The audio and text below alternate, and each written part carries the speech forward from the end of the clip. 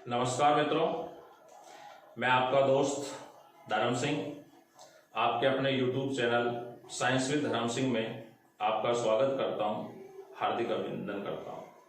जैसा कि दोस्तों मैंने आपको कहा था कि हम बहुत ही जल्द रसायन विज्ञान विशेषकर रीट का एग्जाम देने वाले विद्यार्थियों के लिए लेकर आ रहे हैं रसायन विज्ञान की कक्षाएं। आज मैं आपके सामने उसी रसायन विज्ञान के सिलेबस में से एक टॉपिक लेकर आपके समक्ष उपस्थित हूं। दोस्तों, हमारे उस टॉपिक का नाम है बहुलक, पॉलीमर जिसे कहा जाता है।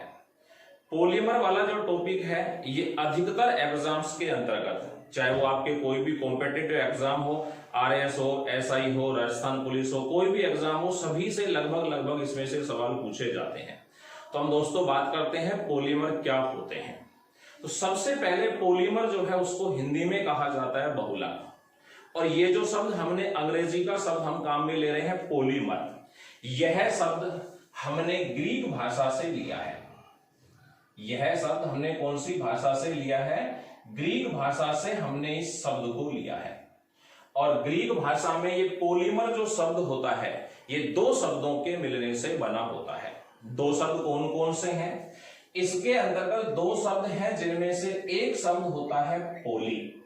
और इस पोली जो शब्द है ये ग्रीक भाषा का शब्द है। जब हम इसे अंग्रेजी में कन्वर्ट करते हैं तो इस पोली शब्द का अर्थ बनता है मैनी। पोली शब्द का अर्थ क्या बनता है? मैनी बनता है। और ये मैनी जो शब्द होता है, इस मैनी शब्द को जब हम हिंदी में कन्वर्ट करते हैं तो इसका अर्थ होता है अनेक, मतलब बहुत सारे। तो एक शब्द आया पोली, पोली का अर्थ हुआ अनेक, अनेक का यानी कि बहुत सारे। दूसरा जो शब्द है, इस दूसरे शब्द को कहा जाता है मर। मर का मतलब होता है पार्ट। मर का मतलब क्या होता है? पार्ट। या आप इसको हिंदी में कह सकते हैं इकाई, यानी कि अनेक इकाई या अनेक भागों के मिलने से जो एक बड़ी संरचना हमें प्राप्त होती है उसे हम क्या कहते हैं? बहुलक कहते हैं। तो बहुलक की मैं सही परिभाषा की बात करूं तो बहुलक वे यौगिक होते हैं जो कम अणुभार वाली छोटी छोटी इकाइयों के मिलने से बने होते हैं। आप ऐसे भी बोल सकते हो कि कम अणुभार वाली छोटी छोटी इकाइयां जिन्हें हम एकलक कहते हैं, उन छोटी इकाइयों के मिलने से एक अधिक अणुभार वाली बड़ी इकाई को क्या कहा जाता है? पॉलीमर कहा जाता है। तो दोस्तों, पॉलीमर की परिभाषा याद रखना कि कम अणुभार वाली छोटी इकाइयां जिन्हें एकलक कहते हैं के मिलने से बनी हुई एक अधिक अणुभार वाले यौगिक क्या कहलाते हैं? पॉलीमर कहलाते हैं। अब सबसे पहले हम बात करते हैं पॉलीमर के वर्गीकरण की, क्लासिफिकेशन ऑफ पॉलीमर। सबसे पहले हम बात करते हैं पॉलीमर के वर्गीकरण की बात की जाती है कि पॉलीमर को हम कितने भागों में बांटकर इसका अध्ययन करते हैं। तो दोस्तों, पॉलीमर को उसके विभिन्न गुणों के आधार पर या विभिन्न प्रक्रियाओं के आधार पर इसे हम 6 भागों में बांटते हैं। यानी कि पॉलीमर जो होते हैं वो कितने प्रकार के होते हैं? पॉलीमर होते हैं 6 प्रकार के, या 6 प्रकार के पॉलीमर पाए जाते हैं। और उनमें सबसे पहले जो पॉलीमर, सबसे पहले जो बहुलक आते हैं या सबसे पहला जो वर्गीकरण हम पढ़ के चलते हैं, वो सबसे पहला वर्गीकरण होता है प्राप्ति स्रोत के आधार पर। प्राप्ति स्रोत के आधार पर, यानी कि पॉलीमरों का जो प्रथम प्रकार हमने बनाया वो किसके आधार पर बनाया?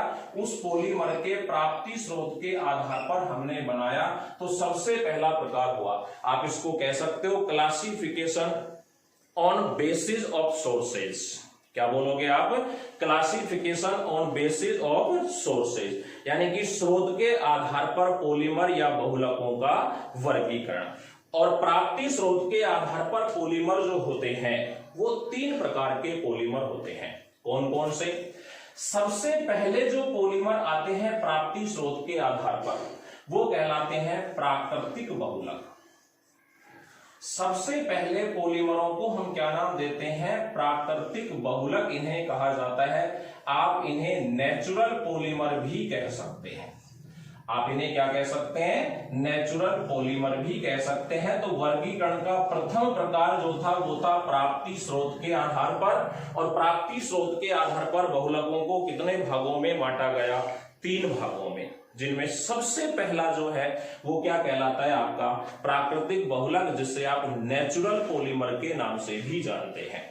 बहुत ज्यादा आपको इसमें दिमाग लगाने की आवश्यकता नहीं है, आपको इसके नाम से पता चल रहा है। प्राकृतिक बहुलक मतलब वे बहुलक जिनकी मोनोमर इकाइयां, या वे बहुलक जो मोनोमर इकाइयों के मिलने से बनते हैं, लेकिन मिलते कहां हैं, जो हमें किसी भी प्राकृतिक स्रोत से प्राप्त होते हैं। तो प्राकृतिक स्रोत या नेचर आप कह सकते हो, या नेचर से प्राप्त जो बहुलक होते हैं वो किसके अंतर्गत आते हैं, आपके प्राकृतिक बहुलक के अंतर्गत उनको रखा जाता है। एग्जाम्पल में से सवाल आपसे पूछा जाएगा, तो एग्जाम्पल आपको विशेष रूप से याद रखने हैं, जैसे कि कौन कौन होते हैं। जैसे कि आप एग्जाम्पल में कह सकते हो कपास, सिल्क, रबर, सेल्यूलोज, ये सभी आपके कौन से बहुलक होते हैं, प्राकृतिक बहुलक होते हैं। अर्थात ये बहुलक हमें कहां से प्राप्त होते हैं, प्रकृति से प्राप्त होते हैं। तो प्रकृति से प्राप्त सभी बहुलकों को किसमें रखा जाता है, प्राकृतिक बहुलक में। आपसे एग्जाम्पल पूछेगा, निम्न में से कौन प्राकृतिक बहुलक का उदाहरण है, तो आपको नाम याद रखने हैं, कपास, सिल्क, रबर, सेल्यूलोज। आप इसमें ऊन भी लिख सकते हो, ठीक है। दूसरा जो प्रकार आता है प्राप्ति स्रोत के आधार पर बहुलकों का, जो दूसरा भाग हमने बनाया वो कहलाते हैं सिंथेटिक बहुलक। उन्हें हम बोलते हैं संश्लेषित बहुलक। इन संश्लेषित बहुलक को आप मानव निर्मित भी कह सकते हैं।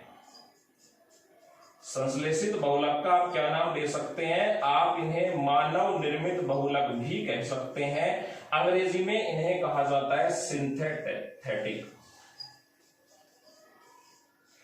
इन्हें आप अंग्रेजी में सिंथेटिक बहुलक के नाम से भी जानते हैं। संश्लेषित का मतलब ये वो बहुलक होते हैं जिनका निर्माण मनुष्य द्वारा कहां पर किया जाता है, इन बहुलकों का निर्माण मनुष्य द्वारा प्रयोगशाला में किया जाता है।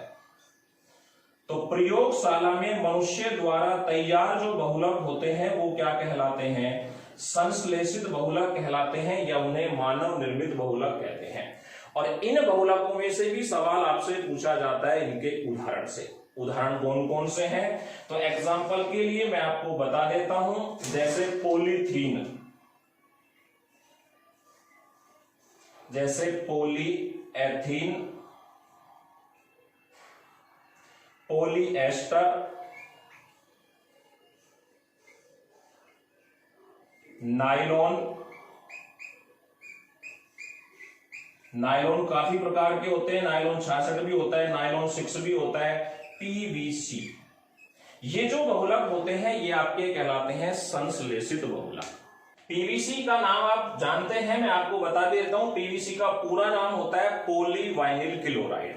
तो ये दो हुए हमारे प्राप्ति स्रोत के आधार पर दो। इसी का एक तीसरा पार्ट जो आता है, प्राप्ति स्रोत के आधार पर बहुलकों को 3 भागों में बांटा था। अब इसका तीसरा जो भाग आता है, यानी कि सी पोर्शन जो होता है, उस सी पोर्शन को हम नाम देते हैं अर्ध संश्लेषित बहुलक। सी पोर्शन को हम क्या नाम देते हैं, अर्ध संश्लेषित बहुलक इसे कहा जाता है, अर्ध संश्लेषित बहुलक।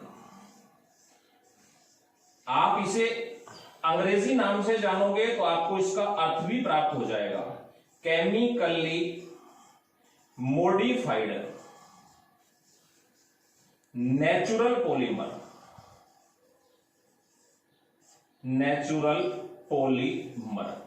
यानी कि आपको इसके नाम से पता चल रहा है अर्ध संश्लेषित। अर्ध संश्लेषित का मतलब इन्हें प्रयोगशाला में तैयार नहीं किया जा सकता, प्राप्त तो हमें कहां से होते हैं, ये बहुलक हमें नेचर यानी कि प्रकृति से ही प्राप्त होते हैं, लेकिन प्रकृति से प्राप्त करने के पश्चात प्रयोगशाला में ले जाकर इनकी गुणवत्ता या इनकी सुधार के अंतर्गत कार्य किया जा सकता है। यानी कि वे बहुलक जो हमें प्रकृति से प्राप्त होते हैं, लेकिन उन बहुलकों को प्रयोगशाला में ले जाकर उनके गुणों में वृद्धि कर सकते हैं या गुणों में सुधार किया जा सकता है, वे बहुलक क्या कहलाते हैं? अर्ध संश्लेषित बहुलक के नाम से जाने जाते हैं। जैसे कि इसका सबसे इंपॉर्टेंट एग्जाम्पल होता है गन कॉटन। इसका सबसे इंपॉर्टेंट एग्जाम्पल है गन कॉटन। काफी बार ये सवाल परीक्षाओं में पूछा गया है कि गन कॉटन किसका व्युत्पन्न होता है। तो गन कॉटन जो है ये सेल्यूलोज का नाइट्रोजन व्युत्पन्न है। बहुत ही इंपॉर्टेंट सवाल है आपके लिए। गन कॉटन क्या है? गन कॉटन सेल्यूलोज का नाइट्रो व्युत्पन्न होता है। तो दोस्तों याद रखना, वे बहुलक जो प्रकृति से प्राप्त होते हैं लेकिन प्रयोगशाला में ले जाकर उनके गुणों में, उनकी क्वालिटी में, गुणवत्ता में सुधार कर सकते हैं, वो बहुलक किसमें रखे जाते हैं? अर्ध संश्लेषित बहुलक में। जिसका सबसे इंपॉर्टेंट एग्जांपल जो काफी बार परीक्षाओं में आया है कि सेल्यूलोज का नाइट्रो व्युत्पन्न कौन सा बहुलक है, तो सेल्यूलोज का नाइट्रो व्युत्पन्न कौन है? Gun cotton. इसके और एग्जाम्पल में बात करें तो जैसे वल्केनीकृत रबर,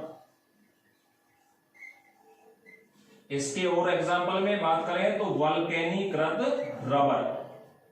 आप जानते हैं रबर हमें प्रकृति से प्राप्त होता है जो कि आइसोप्रेन का बहुलक होता है, लेकिन जब वो हमें प्रकृति से प्राप्त होता है उस समय उसकी प्रत्यास्थता बहुत कम होती है। तो प्रयोगशाला में हम ले जाते हैं, उसे सल्फर के साथ गर्म करते हैं। सल्फर के साथ गर्म करने से उसकी प्रत्यास्थता बढ़ जाती है और ऐसे रबर को हम क्या नाम देते हैं? वल्केनीकृत रबर। तो देखिए कैसा बहुलक हुआ? अर्ध संश्लेषित। क्योंकि प्राप्त कहां से हुआ?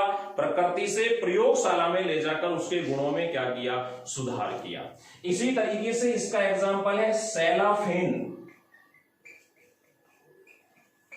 और इसी का एक एग्जाम्पल होता है लेदर। तो दोस्तों ये जो वर्गीकरण हमने पढ़ा, ये हमने केवल किसके आधार पर पढ़ा है? प्राप्ति स्रोत के आधार पर, जो कि 3 प्रकार के हैं: प्राकृतिक बहुलक, संश्लेषित बहुलक और अर्ध संश्लेषित बहुलक। जो प्रकृति से प्राप्त होते हैं प्राकृतिक बहुलक, जिनका निर्माण मनुष्य प्रयोगशालाओं में करता है वो संश्लेषित बहुलक, और वे बहुलक जो प्राप्त तो प्रकृति से होते हैं लेकिन प्रयोगशाला में ले जाकर उनके गुणों में सुधार किया जाता है, वो कहलाते हैं अर्ध संश्लेषित बहुलक। दोस्तों आप इस टॉपिक को पढ़ते समय अपने रजिस्टर या कोई भी नोट्स बनाने का जो आपके पास है उसे और पेन को लेकर साथ में बैठें, ताकि आप आने वाली इंपॉर्टेंट चीजों को यहां नोट कर सकते हैं, जिसके पास आपके पास एक परफेक्ट चीजें तैयार हो जाएंगी। उसे पढ़ते समय, बाद में पढ़ते समय अगर कोई प्रॉब्लम आती है तो आप मुझे कमेंट्स के द्वारा संपर्क कर सकते हैं। तो आगे इसी श्रृंखला में हम आगे पढ़ते हैं। हमारा जो बहुलक है उसके क्लासिफिकेशन का दूसरा जो प्रकार आता है, वो दूसरा प्रकार आता है एकलक इकाइयों के आधार पर। वर्गीकरण का जो दूसरा प्रकार है, वर्गीकरण के इस दूसरे प्रकार को हम नाम देते हैं एकलक इकाइयों के आधार पर। यानी कि आप इसे कह सकते हो classification on basis of monomer. Classification on basis of monomer आप इसे कह सकते हो। तो एकलक इकाइयों के आधार पर यह बहुलक का दूसरा प्रकार होता है, और इसके आधार पर बहुलक को हमने 2 भागों में बांटा है। इसके आधार पर बहुलक को हमने कितने भागों में बांटा है? 2 भागों में, जिनमें से पहले जो बहुलक आते हैं उन्हें नाम दिया जाता है समबहुलक। उन्हें आप क्या नाम देते हैं? उन्हें नाम देते हैं समबहुलक। उन्हें कहा जाता है होमोपोलीमर। अंग्रेजी में आप इसे क्या कहते हैं? होमोपोलीमर कहा जाता है। आपको इसके नाम से अर्थ पता चल जाएगा। सम का मतलब एक समान, यानी कि वे बहुलक जिनका निर्माण एक ही प्रकार की एकलक इकाइयों के मिलने से होता है, वो बहुलक क्या कहलाते हैं? समबहुलक। याद रखना, दोबारा बोल रहा हूं, वे बहुलक जिनका निर्माण एक ही प्रकार की एकलक इकाइयों के मिलने से होता है उन्हें क्या कहते हैं? समबहुलक के नाम से जाना जाता है। आपसे सवाल पूछा जाएगा, एग्जाम्पल क्या है? तो इसके एग्जाम्पल में आप याद रख सकते हैं पॉलीएथीन, पॉलीएथीन। और पॉलीएथीन किससे मिलकर बना होता है? इसमें एकलक इकाइयां जो पाई जाती है वो किसकी होती हैं? एथीन की होती हैं। इसका जो दूसरा प्रकार या इसी का जो दूसरा एग्जांपल है उसको आप नाम देते हो पीवीसी, पॉलीवाइनिल क्लोराइड। और पॉलीवाइनिल क्लोराइड में जो एकलक इकाइयां होती हैं वो कौन होती हैं? VC, vinyl chloride. इसी तरीके से आप और भी बता सकते हो, जैसे कि टेफ्लॉन होता है, पॉलीस्टाइरीन होता है, और भी काफी एग्जांपल हैं। इसका जो दूसरा प्रकार होता है, इसके दूसरे प्रकार को नाम दिया जाता है सहबहुलक। सहबहुलक को आप कोपॉलीमर बोलते हैं अंग्रेजी में। इसे अंग्रेजी में क्या कहा जाता है? कोपॉलीमर के नाम से भी जाना जाता है। तो इसका जो दूसरा प्रकार है वो कहलाता है कोपॉलीमर। काफी बुकों में इसे विषम बहुलक के नाम से भी लिखा हुआ मिलता है। इसे क्या नाम भी दे सकते हैं हम? इसे विषम बहुलक भी कह सकते हैं। नाम से अर्थ निकल सकता है सह, सह का मतलब साथ, और विषम का मतलब अलग अलग प्रकार की, यानी कि अलग अलग प्रकार की या भिन्न भिन्न एकलक इकाइयों के मिलने से बना हुआ बहुलक क्या कहलाता है? विषम या सह बहुलक कहलाता है। अर्थात वे बहुलक जिनके निर्माण में एक से अधिक प्रकार की एकलक इकाइयां काम में आती हैं क्या कहलाते हैं? विषम या सह या कोपॉलीमर के नाम से जाना जाता है।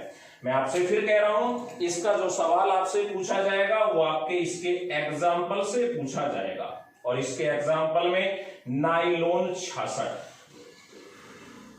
इसका एग्जाम्पल कौन है? नाइलॉन 66। इनकी हम आगे पूरी तरीके से डिटेल में भी बात करेंगे कि नाइलॉन जो होता है ये किस प्रकार का बहुलक होता है, कैसे इसका निर्माण होता है, इसके बहुलकीकरण की क्रिया क्या होती है, इन सब बातों को। तो नाइलॉन 66 और इसी तरीके से जैसे टेरिलीन, ये दो प्रकार के एग्जाम्पल जो हैं ये किसमें आते हैं? सहबहुलक में। तो हमारे बहुलक के वर्गीकरण का दूसरा जो प्रकार था वो कौन था? एकलक इकाइयों के आधार पर। और इसके आधार पर दो प्रकार होते हैं, समबहुलक या होमोपॉलीमर, सहबहुलक या कोपॉलीमर। एक ही प्रकार की एकलक इकाइयों के मिलने से बने हुए समबहुलक। एग्जाम्पल अवश्य याद रखना, पॉलीएथीन और पीवीसी। वे बहुलक जिनका निर्माण एक से अधिक प्रकार की एकलक इकाइयों से मिलकर बना होता है वो कहलाते हैं विषम या सहबहुलक, जैसे कि नाइलॉन 66 और दूसरा इसका एग्जाम्पल है टेरिलीन। दोस्तों, जो भी चीज पढ़ते समय या वीडियो को देखते समय आपको इंपॉर्टेंट लगती है आप उसे नोट करना बिल्कुल भी ना भूलें। मैं आप बार बार याद दिला रहा हूं कि जो चीजें कॉपी पेन साथ लेके बैठे, जो चीज आपको इंपॉर्टेंट लगती है उस चीज को आप नोट अवश्य ही करें उसको। आगे हम बात करते हैं वर्गीकरण की ही। तो वर्गीकरण का जो तीसरा प्रकार आता है, वर्गीकरण के उस तीसरे प्रकार का जो आधार हमने बनाया वो है, थर्ड पार्ट जो इसका आता है वो है बहुलकीकरण के आधार पर। इसका जो तीसरा प्रकार है वो किसके आधार पर बनाया हमने? बहुलकीकरण, पॉलीमराइजेशन के आधार पर, बहुलकीकरण के आधार पर। तो वर्गीकरण का तीसरा जो आधार है उसे हम नाम देते हैं बहुलकीकरण के आधार पर। अब बात करते हैं ये बहुलकीकरण क्या होता है। तो इसके लिए मैं आपको बता देता हूं कि बहुलक का निर्माण किससे हुआ था? बहुलक का निर्माण हुआ था एकलक इकाइयों से। और ये एकलक इकाइयां बहुत सारी संख्या में एक दूसरे से जुड़ती हैं। जब ये बहुत सारी संख्या में एक दूसरे से जुड़ती हैं तो इनके जुड़ने से एक अधिक अणुभार वाली एक इकाई हमें प्राप्त हो जाती है और उस एक इकाई को हमने नाम दिया था बहुलक। यानी कि एक से अधिक या अनेक एकलक इकाइयों के मिलने से उच्च अणुभार वाली या उच्च अणुभार वाले जो यौगिक प्राप्त हुए उन्हें हम क्या कहते हैं? बहुलक। और बहुलक के निर्माण की जो क्रिया होती है उसे नाम दिया जाता है बहुलकीकरण। बहुलक के निर्माण की जो क्रिया होती है उसे क्या कहा जाता है? बहुलकीकरण, पॉलीमराइजेशन उसे नाम दिया जाता है। तो इस बहुलकीकरण के आधार पर हमने बहुलक को कितने भागों में बांटा? तो बहुलकीय कण के आधार पर बहुलक को वर्गीकृत करने का सर्वप्रथम प्रयास किसने किया था? उस व्यक्ति का नाम था केरोथर्स। उस व्यक्ति का नाम क्या था? केरोथर्स नामक वैज्ञानिक ने बहुलकीय कण की क्रिया के आधार पर सर्वप्रथम बहुलकों को वर्गीकृत करने का प्रयास किया और इन्होंने ये प्रयास किया था 1929 के अंतर्गत। लेकिन दोस्तों यह एक समस्या आई कि हम सभी बहुलकों को बहुलकीय कण के आधार पर विभाजित या वर्गीकृत नहीं कर सकते। उसमें कुछ समस्याएं आई वैज्ञानिकों को, तो बहुलकीय कण के आधार पर सभी बहुलकों को वर्गीकृत करना संभव नहीं हो पाया। तो फिर एक दूसरे व्यक्ति आए जिनका नाम था H.F. मार्क। दूसरे जो वैज्ञानिक और उन वैज्ञानिक का नाम क्या था? H.F. मार्क नामक दूसरा वैज्ञानिक था। इन्होंने सन 1950 में, कब? इन्होंने सन 1950 में बहुलकों को विभाजित या वर्गीकृत किया। किसके आधार पर? विरचन में प्रयुक्त बहुलकीकरण की क्रियाविधि के आधार पर। तो याद रखना, किसके आधार पर? बहुलकीकरण की क्रियाविधि, मैकेनिज्म ऑफ पॉलीमराइजेशन, और वो भी किसके अंतर्गत? विरचन। विरचन का मतलब होता है निर्माण। तो विरचन में प्रयुक्त बहुलकीकरण की क्रियाविधि मैकेनिज्म के आधार पर इन्होंने बहुलकों को विभाजित किया। तो दोस्तों बहुत इंपॉर्टेंट बात है, याद रखना कि अगला प्रकार है बहुलकीकरण की क्रिया के आधार पर, और इस तरीके से वर्गीकृत करने का सर्वप्रथम प्रयास किसने किया था? केरोथर्स ने 1929 में 29 में। लेकिन सभी बहुलकों को वर्गीकृत नहीं किया जा सका। तो फिर अगला प्रयास किसने किया? H.F. मार्क ने 1950 में। किसके आधार पर? विरचन में प्रयुक्त बहुलकीकरण की क्रियाविधि के आधार पर। बहुलकीकरण की क्रिया के आधार पर बहुलकों को कितने भागों में बांटा है? हमने 2 भागों के अंतर्गत विभाजित किया, जिसमें से प्रथम जो बहुलक हैं उन बहुलकों को हम नाम देते हैं, यानी कि इसका ए पार्ट जो होता है वो कहलाते हैं योगज।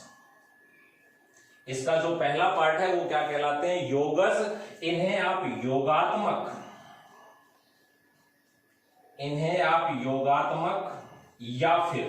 या फिर इन्हें आप एक और भी नाम दे सकते हैं, एडिशन पॉलीमर, या फिर इन्हें आप क्या कह सकते हैं? एडिशन पॉलीमर भी इन्हें आप कह सकते हैं। यानी कि बहुलकीकरण की क्रिया का जो फर्स्ट प्रकार हमने बनाया वो है योगज, योगात्मक या एडिशन पॉलीमर।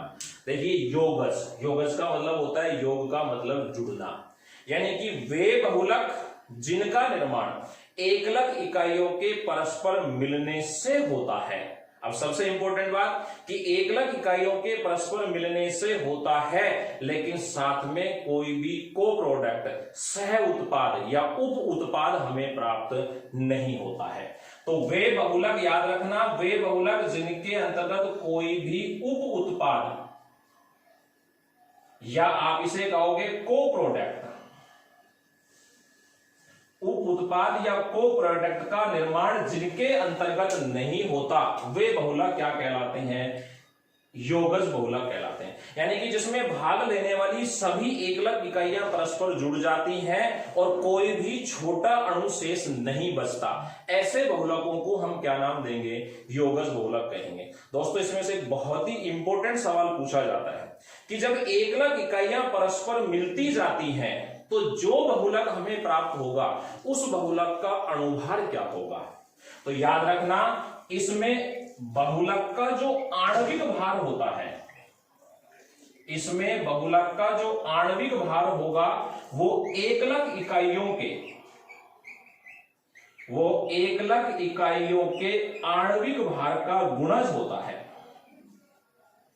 एकलक इकाइयों के आणविक भार का क्या होता है? आणविक भार का गुणज होता है, यानी कि उसके गुणित अनुपात के अंतर्गत पाया जाता है वो। ये आप याद रखना। आपसे पूछे कि योगज बहुलक या योगात्मक बहुलक में बहुलक का आणविक भार किस पर निर्भर करता है, तो एकलक इकाइयों के आणविक भार पर निर्भर करता है। और कितना होता है, तो एकलक इकाइयों के आणविक भार का गुणित अनुपात किसका आणविक भार होता है, योगज बहुलक का आणविक भार। अब इसके एग्जाम्पल कौन कौन है, तो इसके एग्जाम्पल में हम बात करें तो एग्जाम्पल में जैसे स्टाइरीन,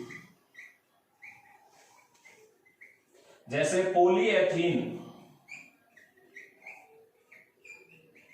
पॉलीवाइनिल क्लोराइड और भी बहुत सारे हैं, लेकिन आप एक दो ही एग्जाम्पल याद रखें। इसी का जो दूसरा प्रकार होता है बी पार्ट, उस बी पार्ट को हम नाम देते हैं संगनन बहुलक।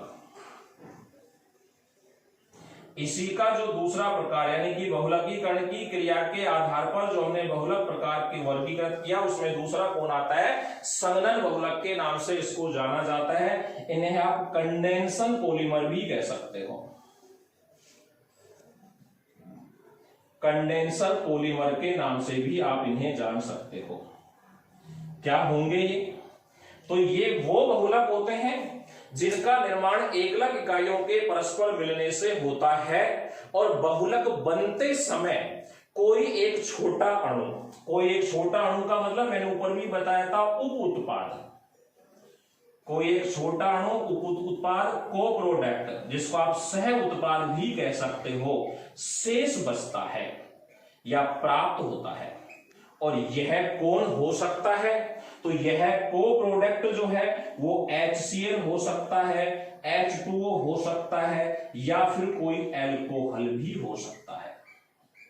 तो वे बहुलक संगनन बहुलक में किसको रखेंगे, वे बहुलक जिनका निर्माण होते समय कोई एक छोटा अणु हमें सह उत्पाद के रूप में प्राप्त होता है, वो कहलाते हैं संगनन बहुलक। जैसे छोटा अणु कौन होगा, HCl, H2O या फिर कौन हो सकता है, एल्कोहल हो सकता है। और इनमें जो आणविक भार होगा वो एकलक इकाइयों के आणविक भार का गुणित अनुपात में नहीं होता है। अब इसके एग्जाम्पल कौन है, तो इसके एग्जाम्पल के अंतर्गत नाइलॉन 66 या फिर पॉलीएस्टर,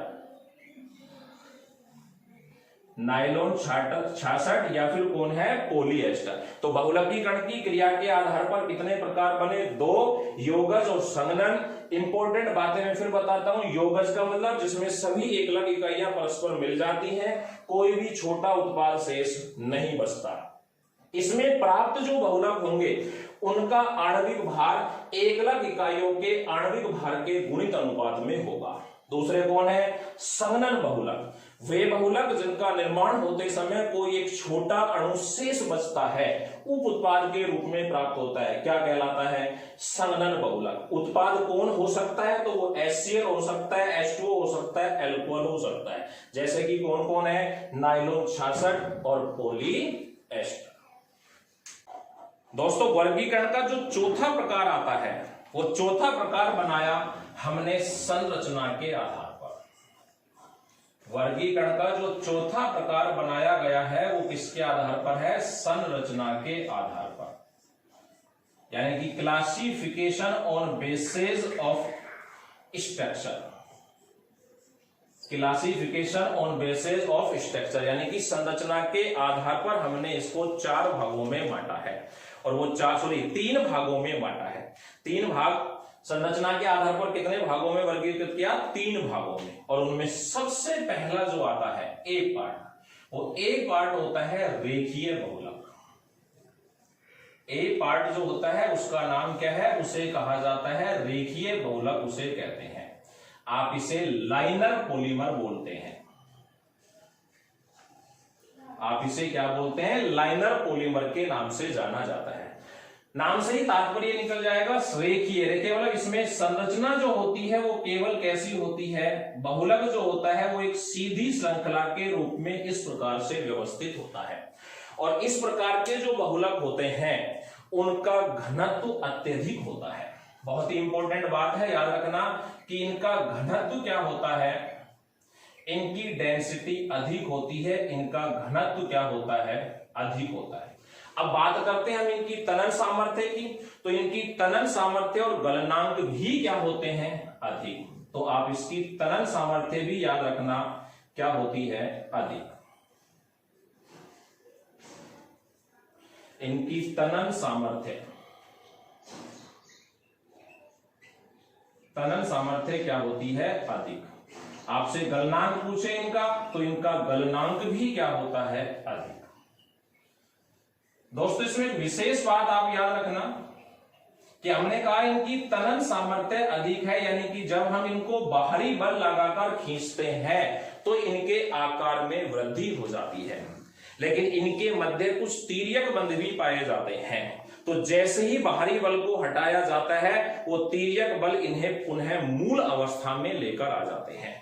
तो इनका घनत्व अधिक होता है, तनन सामर्थ्य भी अधिक होती है और इनका गलनांक भी क्या होता है, अधिक। याद रखना, बाहरी बल लगाने पर इनके आकार में वृद्धि हो जाती है, लेकिन जैसे ही बाहरी बल हटाया जाता है तो तिर्यक बलों के कारण ये अपनी मूल अवस्था में वापस आ जाते हैं। जैसे अब आपसे इसके एग्जाम्पल की बात की जाए तो एग्जाम्पल में याद रखना, जैसे HDPE। HDPE का मतलब हाई डेंसिटी पॉलीएथिलीन। दोबारा बोल रहा हूं, लिख लेना, हाई डेंसिटी पॉलीएथिलीन के नाम से इसको जाना जाता है। इसी प्रकार से PVC, पॉलीवाइनिल क्लोराइड, नाइलॉन 66, पॉलीएस्टर, ये सब किसके एग्जाम्पल हैं, ये सब रेखीय बहुलक के एग्जाम्पल होते हैं। इसी का जो दूसरा प्रकार आता है बीज से नाम दिया जाता है, और इसका बी जो प्रकार होता है उसे कहा जाता है शाखित बहुलक। उसे क्या कहते हैं, उसे नाम दिया जाता है शाखित बहुलक के नाम से उसे जाना जाता है। आप अंग्रेजी में इसे ब्रांचेड भी बोल सकते हैं, ब्रांच से बना है, ब्रांच, यानी कि ये ब्रांच पॉलीमर होते हैं जिसमें बहुत सारी शाखाएं। तो इसमें बहुलक की एक तो होती है सीधी, जिसको हम बोलते हैं मुख्य श्रृंखला या मूल श्रृंखला, और इस मूल श्रृंखला के साथ छोटी छोटी शाखाएं पार्श्व दिशाओं के अंतर्गत साइड में निकली हुई होती हैं। तो इस प्रकार के बहुलक को क्या बोलेंगे, शाखित बहुलक। याद रखना, एक श्रृंखला बिल्कुल सीधी होती है जिसे मूल श्रृंखला कहा जाता है, और उस मूल श्रृंखला के साथ साथ क्या निकले हुई होती हैं, छोटी छोटी शाखाएं पार्श्व दिशाओं में या साइड में निकली हुई होती हैं। अब बात करते हैं इनके घनत्व की। तो इनका घनत्व होता है कम, इनका घनत्व क्या होता है, कम। और बात करें तनन सामर्थ्य और गलनांक की, तो ये दोनों भी क्या होते हैं, कम होते हैं। तनन सामर्थ्य और गलनांक भी क्या होते हैं, कम होते हैं। ठीक है, तो इनकी घनत्व क्या होता है, कम, तनन सामर्थ्य और गलनांक भी क्या होते हैं, कम। अब इसके एग्जाम्पल की बात करें तो इसके एग्जाम्पल में जैसे आता है LDPE। कौन आता है, LDPE। LDPE का पूरा नाम बोल रहा हूं, नोट कर लेना, लो डेंसिटी पॉलीएथिलीन। क्या होता है, लो डेंसिटी पॉलीएथिलीन। एथिलीन की जगह आप इसे एथीन भी बोल सकते हैं। इसी तरीके से ग्लाइकोजन, इसी तरीके से कौन है, ग्लाइकोजन, और इसी तरीके से कौन है, एमाइलोपेक्टिन। इसी तरीके से कौन है, एमाइलोपेक्टिन। तो दूसरा जो हमारा संरचना के आधार पर दूसरा जो हमारा है उसे हम क्या नाम देते हैं, शाखित बहुलक, ब्रांच्ड कहा जाता है। एक मूल श्रृंखला होती है और उससे पार्श्व दिशाओं में शाखाएं निकली होती है। घनत्व, तनन सामर्थ्य और गलनांक इनके क्या होते हैं, कम। जैसे कि कौन कौन है, LDPE, लो डेंसिटी पॉलीएथीन या एथिलीन, ग्लाइकोजन और एमाइलोपेक्टिन।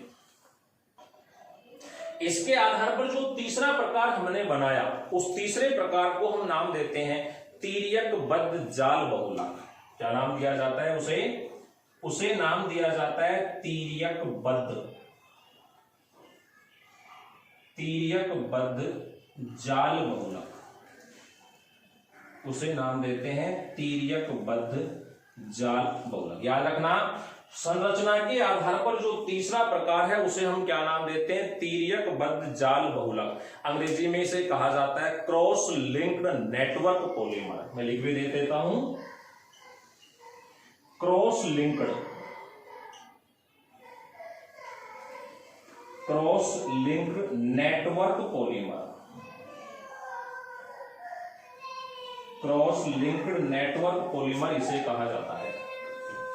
तिर्यकबद्ध जाल बहुलक जिसे अपन क्या बोलते हैं, क्रॉस लिंक्ड नेटवर्क पॉलीमर के नाम से इसे जानते हैं। इसमें क्या होता है, इसमें एक या दो, एक तो खैर नहीं कह सकते, दो या दो से अधिक, इसमें दो रेखीय श्रृंखला होती है। इसमें क्या होती है, दो रेखीय श्रृंखला होती है। याद रखना, तिर्यक बहुलक में कम से कम क्या मिलेंगी, दो रेखीय श्रृंखला। अभी चित्र के द्वारा मैं आपको बता दूंगा। और उन दोनों रेखीय श्रृंखलाओं के मध्य क्या पाया जाता है, प्रबल सहसंयोजक बंध। उनके बीच क्या होता है, प्रबल सहसंयोजक कोवलेंट बॉन्ड, उनके बीच होता है प्रबल सहसंयोजक बंध कोवलेंट बॉन्ड पाया जाता है। और इस सहसंयोजक बंध के कारण, बॉन्ड के कारण ये क्या हो जाते हैं, कठोर हो जाते हैं, भंगुर हो जाते हैं या फिर दृढ़ हो जाते हैं। कैसे हो जाते हैं, कठोर, भंगुर, भंगुर का मतलब जिस पर चोट मारते ही टूट जाता है। और कैसे होते हैं, दृढ़। तो कठोर, भंगुर और दृढ़ होते हैं, याद रखना। तो बहुत इंपॉर्टेंट बात याद रखनी है आपको कि तिर्यकबद्ध जाल बहुलक में कम से कम दो रेखीय श्रृंखलाएं होती हैं। इन दोनों रेखीय श्रृंखलाओं के बीच क्या पाया जाता है, प्रबल सहसंयोजक कोवलेंट बॉन्ड पाया जाता है। और इस बंध के कारण ये क्या हो जाते हैं, कठोर हो जाते हैं, भंगुर हो जाते हैं और अत्यधिक दृढ़ हो जाते हैं। इनकी सबसे बड़ी विशेषता कि ये किसी विलायक में विलय नहीं होते हैं।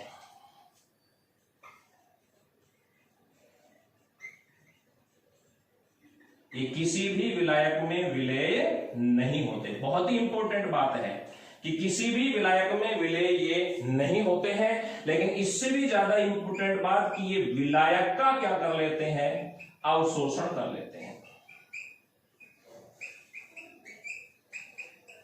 विलायक का क्या कर लेते हैं, अवशोषण। दोस्तों याद रखना, बहुत इंपॉर्टेंट बात बता रहा हूं मैं आपको कि ये विलायक में विलय तो नहीं होते, लेकिन अगर विलायक में इनको डाला जाता है तो ये उस विलायक का एब्जॉर्प्शन कर लेते हैं, उस विलायक को अपने अंदर अवशोषित कर लेते हैं। ऐसे कौन कौन से बहुलक होते हैं, तो इसके एग्जाम्पल की बात करें तो वल्केनीकृत रबर, कौन, वल्केनीकृत रबर। इसके अलावा इसके एग्जाम्पल की बात करें तो इसका एग्जाम्पल जो होता है वो होता है melamine formaldehyde resin, melamine formaldehyde resin, melamine formaldehyde resin. और दोस्तों एक इसका एग्जाम्पल है बेकेलाइट। एक इसका एग्जाम्पल क्या है, बेकेलाइट। तो बहुलक का जो चौथा वर्गीकरण हमने किया वो किसके आधार पर किया, संरचना के आधार पर, क्लासिफिकेशन और बेसिस ऑफ स्ट्रक्चर। इसके आधार पर बहुलक को कितने भागों में बांटा, 3 भागों में। रेखीय बहुलक जिसकी एक सीधी श्रृंखला होती है, घनत्व अधिक होता है, तनन सामर्थ्य भी अधिक होती है, उसके बाद गलनांक भी अधिक होता है। एग्जाम्पल HDPE, पूरा नाम लिख लेना, हाई डेंसिटी पॉली एथीन या इथिलीन, पॉलीवाइनिल क्लोराइड, नाइलॉन 66 और पॉलीएस्टर। दूसरे जो है उसको क्या बोलते हैं, शाखित बहुलक। इनमें एक सीधी श्रृंखला होती है और उससे शाखाएं निकली होती है पार दिशाओं के अंतर्गत। घनत्व कम होता है, तनन सामर्थ्य और गलनांक भी कम होते हैं। एग्जाम्पल में LDPE, लो डेंसिटी पॉलीएथिलीन, जैसे कि ग्लाइकोजन या फिर एमाइलोपेक्टिन। और तीसरे जो है तिर्यकबद्ध जाल बहुलक, अंग्रेजी नाम है क्रॉस लिंक्ड नेटवर्क पॉलीमर। इसमें क्या याद रखना है आपको, इसमें दो, कम से कम दो से ज्यादा हो सकती है लेकिन कम से कम दो रेखीय श्रृंखला होंगी। उनके बीच प्रबल सहसंयोजक कोवलेंट बॉन्ड होते हैं और इस बॉन्ड के कारण ये कैसे हो जाते हैं, कठोर, भंगुर और दृढ़ हो जाते हैं। ये किसी भी विलायक में विलय सोल्यूबल नहीं होते हैं, लेकिन अगर विलायक में डाला जाए तो ये उसका अवशोषण कर लेते हैं। एग्जाम्पल वल्केनीकृत रबर, मेलामिन फॉर्मल्डिहाइड रेजिन और बेकेलाइट। इसकी संरचना की अगर मैं बात करूं तो देखो तिर्यक बहुलक जो होते हैं उनकी संरचना इस तरीके से, ये दो हो गई रेखीय श्रृंखलाएं, दो से ज्यादा भी हो सकती है और इनके बीच क्या पाए जाते हैं, तिर्यक बंध पाए जाते हैं इस तरीके से। तो दोस्तों ये हमने आज बात की बहुलकों के वर्गीकरण की, कुछ बातें की, अभी आगे जारी रहेगी। आप अपने इस YouTube चैनल को लाइक शेयर सब्सक्राइब करना ना भूलें। आपकी हर समस्या रसायन विज्ञान से संबंधित का हल यहाँ पे मैं आपको बताता रहूंगा। आपको ये टॉपिक कैसा लगा कमेंट्स के माध्यम से जरूर बताइए। दोस्तों के साथ शेयर करना ना भूलें। जय हिंद, जय भारत।